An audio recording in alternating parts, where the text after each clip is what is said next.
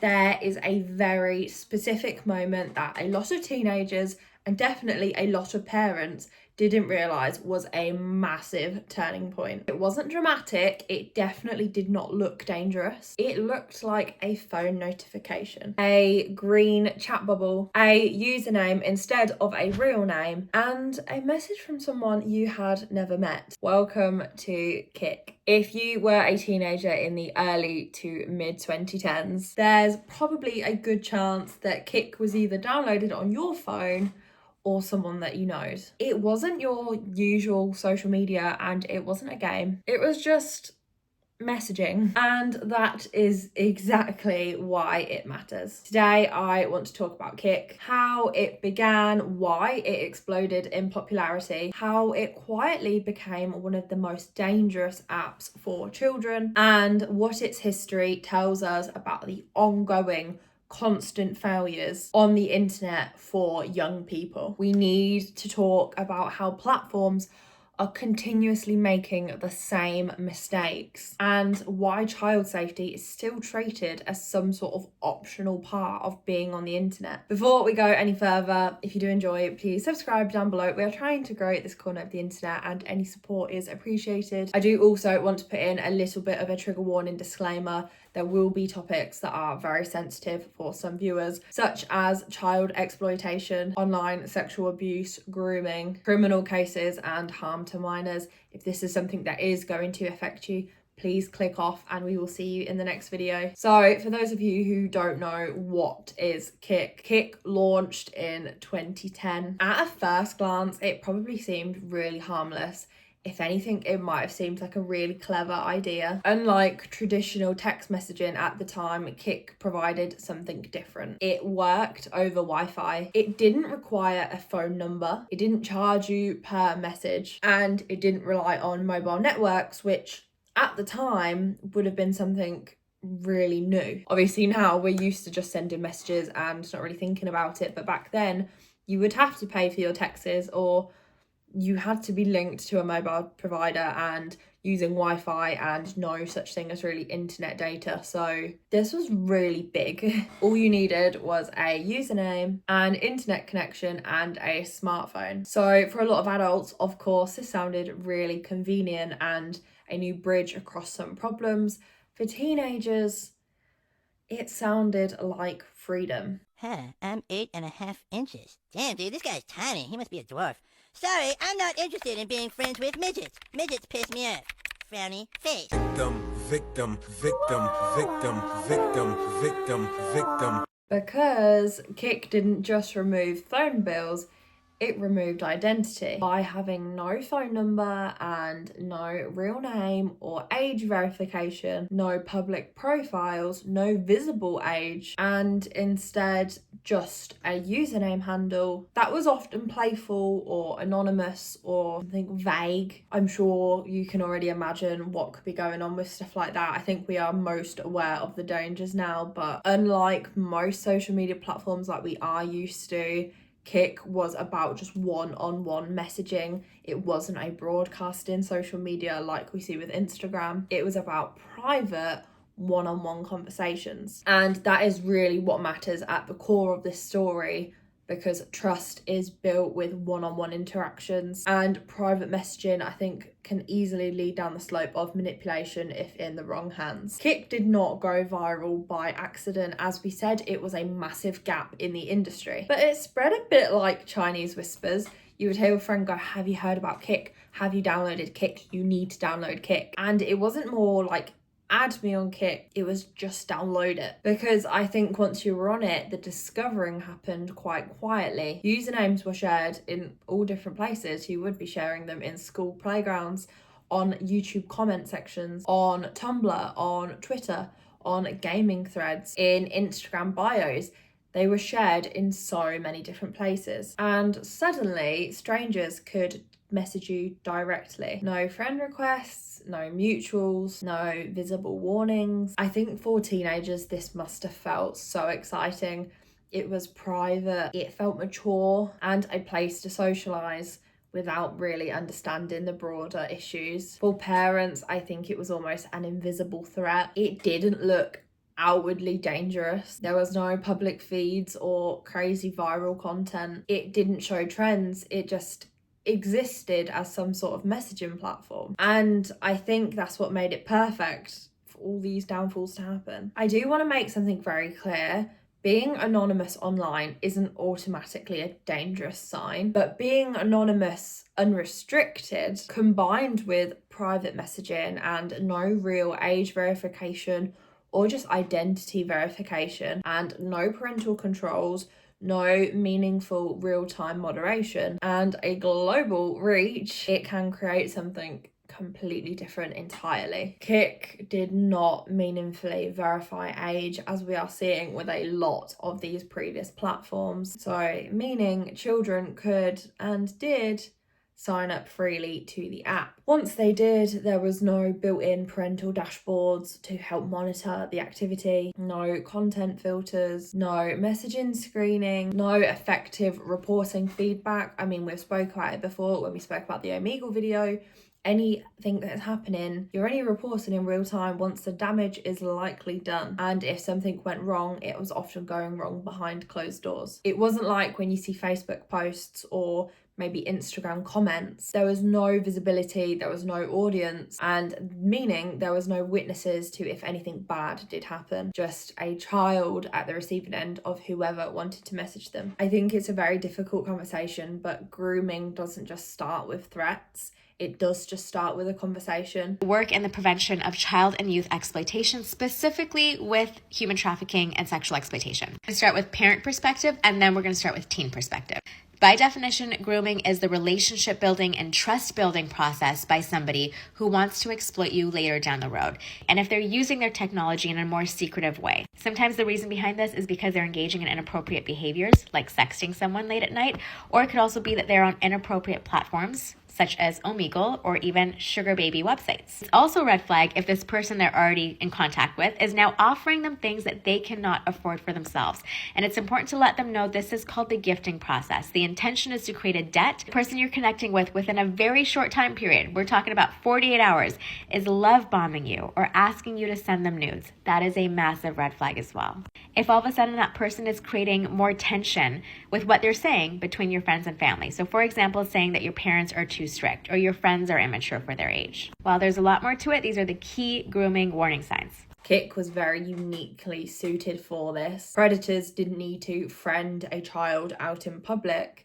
They were readily available. They didn't need to blend in, or they didn't need to have a visible profile that seemed to be outwardly okay. They could simply share usernames or respond to shared handles, and then other conversations could be moved into Kik, where again a lot of unmoderated things were happening, and of course then everything was private in a one-on-one conversation. This is a pattern we've seen so many times before. We've seen it with Omegle, we've seen it with Roblox, Discord servers, gaming chats. They are all different infrastructures and they are still all seemingly having the same format and difficulties. Children are meeting strangers in semi-open spaces, think like the Roblox servers, and then they're getting pulled from them into private ones where some of the really serious damages are happening. And once that happens, yes, the platforms might be disappearing, but there is a whole line of damage left behind. These cases matter not just because they are shocking,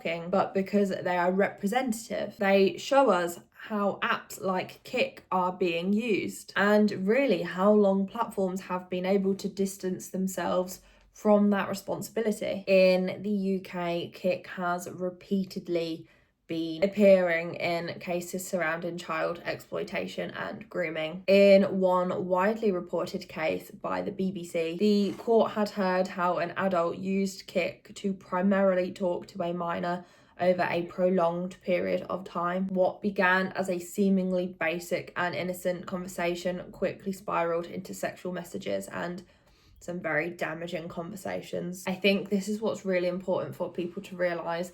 It wasn't just a sudden leap between this is okay and this is not okay. I don't think there would be just a sudden red flag moment unless you are just stating the obvious with the app was not suitable for children. Instead, the offender usually initiated a first contact with a minor, built trust over time, encouraged secrecy between the two, and then gradually started to normalise these inappropriate topics, and that is how grooming forms. And Kik's design made this easier. The offender did not need to provide any real names. They didn't need to verify their age. They didn't need to keep up some sort of public profile. The child, meanwhile, had no way to properly identify who they were talking to. By the time that the abuse had, of course, come to light, the emotional manipulation was already deeply embedded. In court, prosecutors did highlight how Kik was enabling an environment where grooming could occur without really any interruption or oversight because of their private encrypted style messaging. The judge had noted how the platform really enabled sustained access to the child, not just contact, but continuous contact. The offender was convicted under UK sentencing, but the case, of course, did raise a much larger question. Why was a messaging app that was so readily available to children not offering any safeguarding measures? In Australia, another case appeared with Kik again, this time in a case involving child exploitation material. According to a report made by ABC, police charged a young person after an investigation uncovered that they were using Kik to send and access illegal material of minors. I think this case is particularly significant because it is disrupting a usual narrative. The person charged was not an adult, it was a child, which is telling us something really crucial. This isn't just an app harming young children directly, it was also shaping how young people really viewed the world around them and how they interacted with harmful material online. Investigators explained that the Kik group chats and private messaging features had been used to circulate this harmful material. There was no built-in barriers to try and prevent this access, no age-specific filters, no automatic intervention once harmful material had entered the app. The platform very heavily relied on users reporting the content, but I think in closed chats that rarely ever happens. That case then prompted some renewed discussions in Australia about this type of situation, about youth exposure to harmful content, about the role of messaging apps in facilitating this type of contact, and whether platforms should be required to proactively intervene. Once again, Kik wasn't accused of creating the abuse. I think it was undeniably some part of the pipeline. In the United States, Kik has repeatedly been reported amongst case files and lawsuits involving the possession and distribution of child materials. In one case reported by First Alert 7, investigators began tracking online activities after an initial report related to illegal content being shared via Kik Messaging. Law enforcement officials described Kik as a consistent communication platform used by the suspect. Phones and digital devices were seized. Forensic analysis revealed Kik messages that had a very vast history of exchange of explicit material. I think what stands out in cases like this isn't just that Kik was used, but how routine its appearance in these cases were becoming. By this point, I think Kik had become very well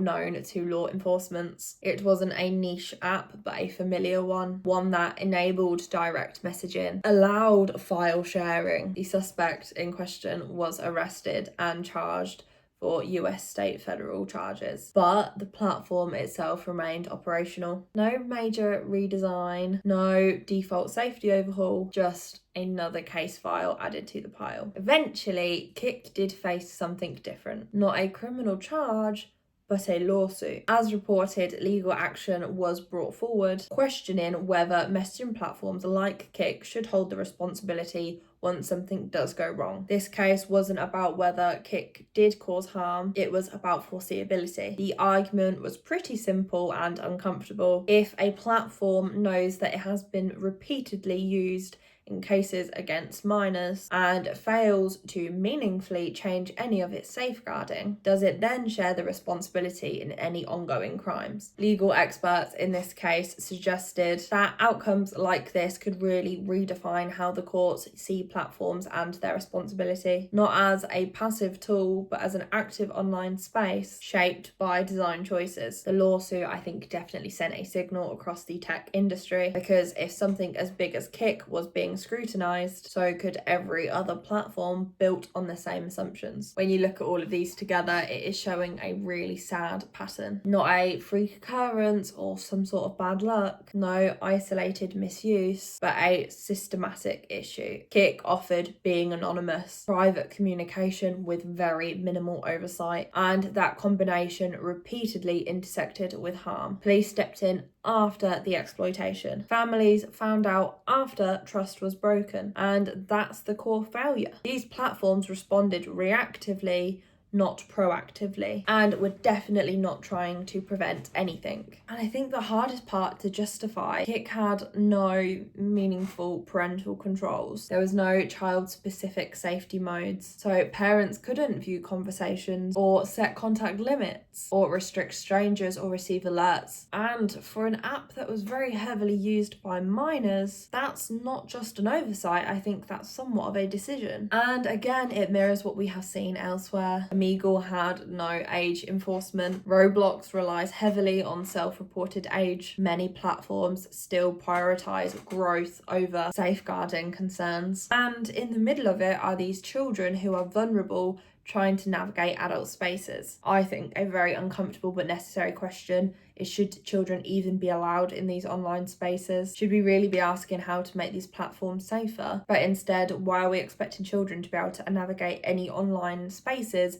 when they don't really understand the risks associated with it? We wouldn't let a child navigate a city at night on their own. We wouldn't let them have one-on-one conversations with strangers they don't know. They definitely wouldn't be entering any adult venues unsupervised. But online, we normalise it. We call it digital literacy, we call it independence, and we call it inevitable. But I don't think inevitability is an excuse. I think if some of these platforms wanted to protect children, they probably could do so a lot better. I think real changes like actual age verification that was meaningful, with no loopholes, with default restrictions for minors, limited stranger contact, transparent moderation systems, and true accountability when harm does come. I think there are some real changes that could happen, but I think that's also then accepting something that platforms might not want to accept, and that could slow the growth of those platforms, and that's a trade-off. Safety technically costs money, and unchecked growth makes money. A lot of these apps do really rely on their younger demographics. However, with more restrictions, I think these numbers would change. And in turn, then of course, earnings would shift. And are these apps willing to make those losses? I think it's very tempting to just frame Kik as a bit of a cautionary tale, a product of its time and an app that just kept making mistakes. Maybe it was just a platform that didn't adapt fast enough. But I think that framing alone just lets it off too easily. Kik wasn't an anomaly, it was a pattern. And more importantly, I think it was a preview. Every child safety concern that we've spoken about recently